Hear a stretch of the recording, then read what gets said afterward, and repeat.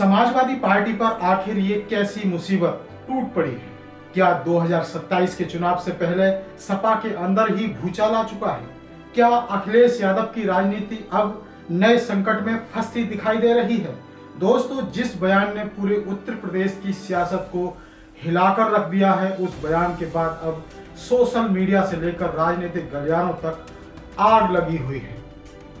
ब्राह्मण समाज में जबरदस्त नाराजगी दिखाई दे रही है। विपक्षी दल लगातार हमलावर हैं और बीजेपी को भी बैठे बिठाए एक बड़ा मुद्दा मिल गया है। सवाल यह है कि आखिर समाजवादी पार्टी के प्रवक्ता राजकुमार भाटी ने ऐसा क्या बोल दिया कि पूरा माहौल गर्मा गया है, क्योंकि कांग्रेस तक सपा पर हमलावर हो गई है और क्यों अब ये विवाद अखिलेश यादव के लिए सिरदर्द बनता जा रहा है। दोस्तों, आज हम इस पूरे मामले की अंदरूनी सच्चाई खोलेंगे, वो सच बताएंगे जो टीवी डिबेट्स में आपको अधूरा दिखाया जा रहा है। इसलिए वीडियो को अंत तक जरूर देखिए, क्योंकि राजनीति का ये तूफान आने वाले चुनावों की दिशा भी बदल सकता है। नमस्कार, मैं हूं सुबोध कुमार और आप देख रहे हैं खबर नेशनल टाइम्स। दोस्तों, उत्तर प्रदेश की राजनीति में इन दिनों माहौल बेहद गर्म है। एक तरफ सभी राजनीतिक दल 2027 के विधानसभा चुनाव की तैयारियों में जुटे हुए हैं, तो दूसरी तरफ समाजवादी पार्टी अपने ही नेता के बयान से घिरती हुई नजर आ रही है। सपा के राष्ट्रीय प्रवक्ता राजकुमार भाटी का एक वीडियो सोशल मीडिया पर तेजी से वायरल हुआ है और देखते ही देखते इस बयान ने ऐसा विस्फोट किया है कि सियासत में हड़कंप मच गया।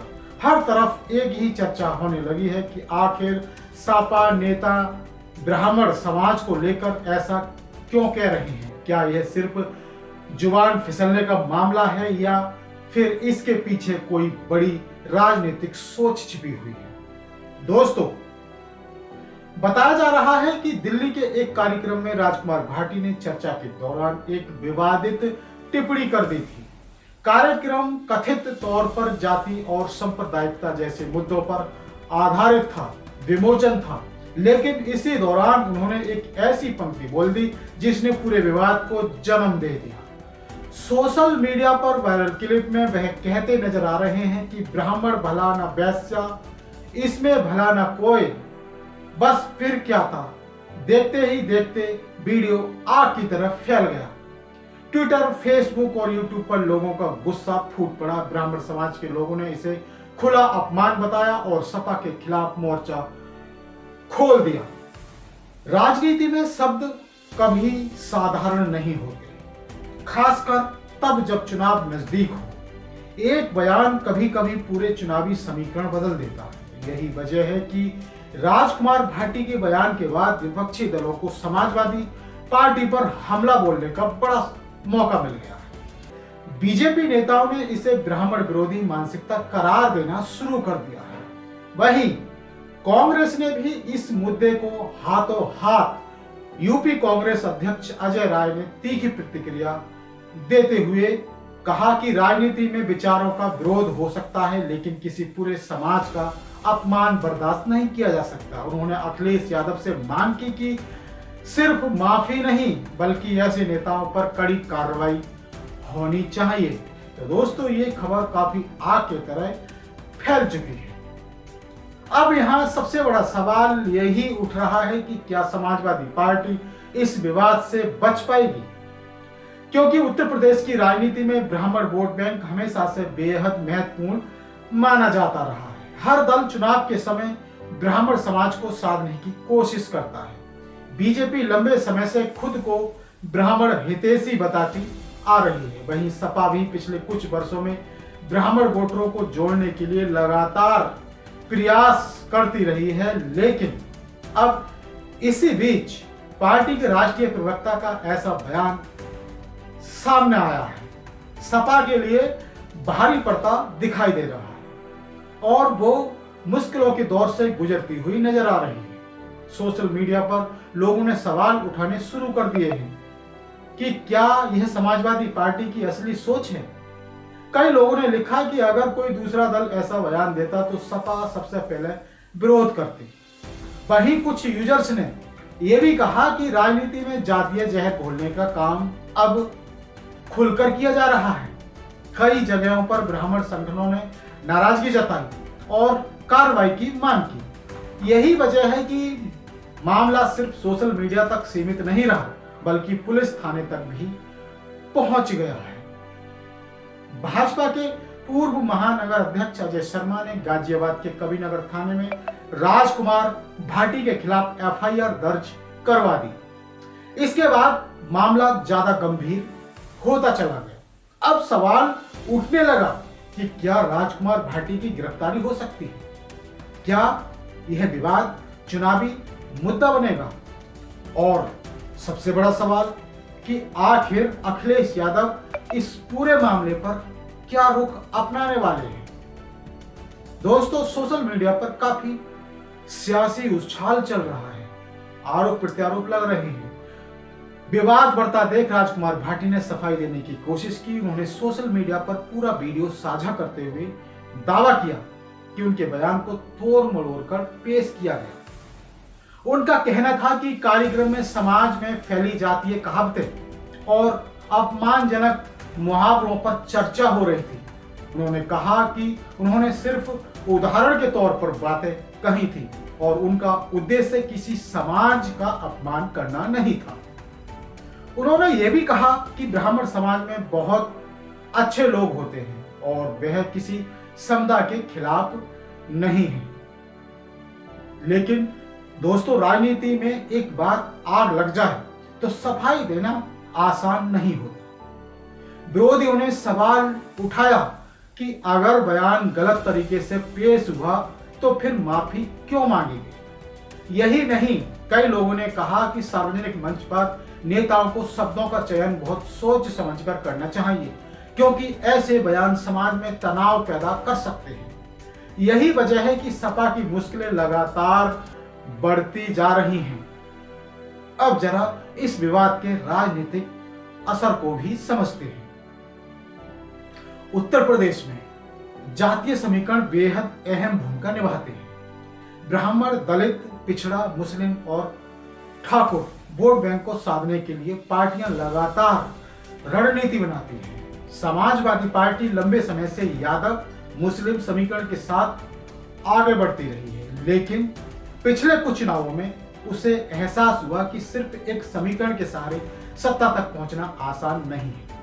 इसी कारण सपा ने ब्राह्मण सम्मेलनों का आयोजन शुरू किया, परशुराम की मूर्तियों की बात की और ब्राह्मण नेताओं को मंच पर जगह देना शुरू कर दिया।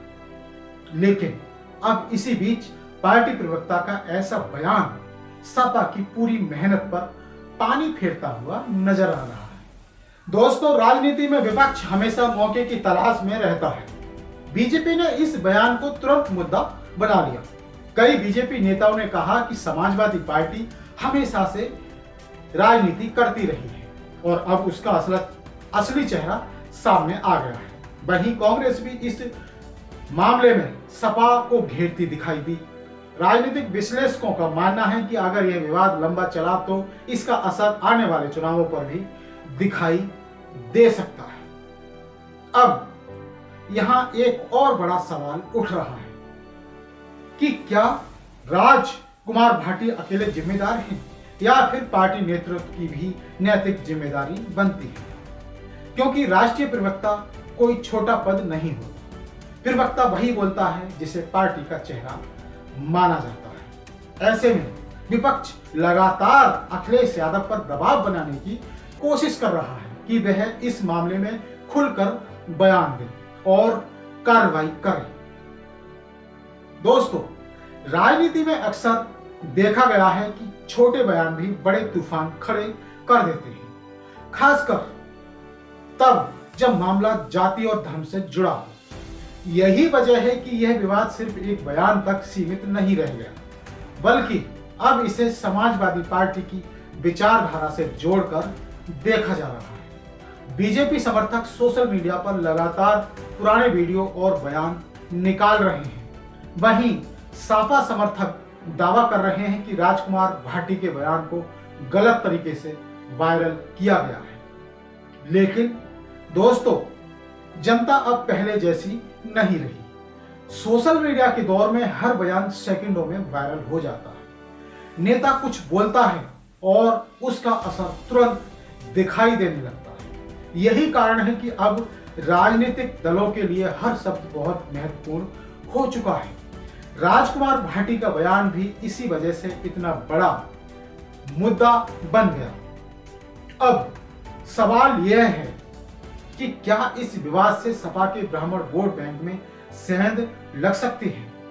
राजनीतिक जानकारों का मानना है कि उत्तर प्रदेश में ब्राह्मण समाज काफी प्रभावशाली माना जाता है। अगर किसी समुदाय को लगता है कि उसका अपमान हुआ तो उसका असर चुनावों में दिखाई दे सकता है। यही कारण है कि अब सपा डैमेज कंट्रोल में जुटी हुई नजर आ रही है।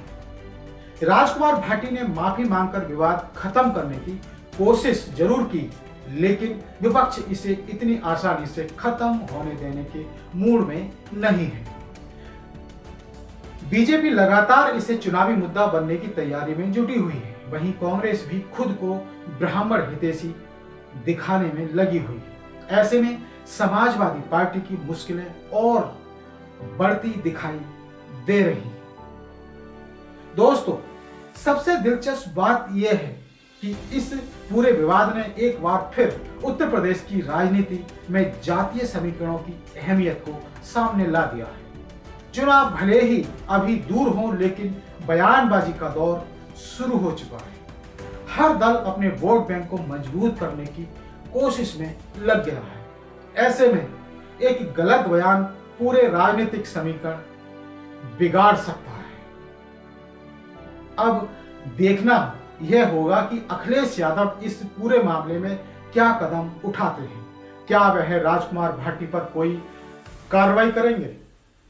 क्या सपा ब्राह्मण समाज को मनाने के लिए कोई बड़ा अभियान चलाएगी, या फिर यह विवाद धीरे धीरे शांत हो जाएगा? फिलहाल इतना तय है कि इस बयान ने समाजवादी पार्टी की मुश्किलें बढ़ा दी हैं और विपक्ष को हमला बोलने का बड़ा हथियार दे दिया है।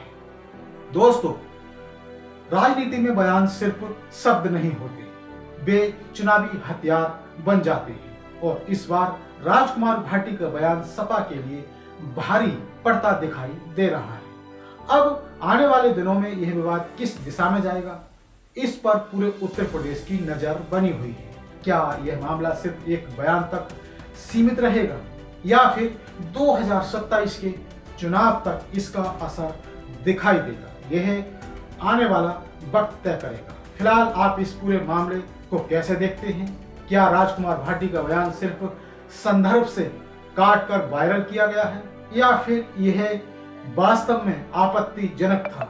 क्या सपा को इस मामले में कड़ी कार्रवाई करनी चाहिए? अपनी राय हमें कमेंट में जरूर दें। वीडियो पसंद आया हो तो इसे लाइक कीजिए और शेयर जरूर करें। खबर नेशनल टाइम्स को सब्सक्राइब करना बिल्कुल मत भूलिए और बेल आइकन जरूर दबाएं। तो आज के लिए बस इतना ही, फिर आएंगे एक नई और बड़ी खबर के साथ। तब तक के लिए दे दीजिए इजाजत। धन्यवाद, नमस्कार, जय भीम, जय भारत, जय संविधान।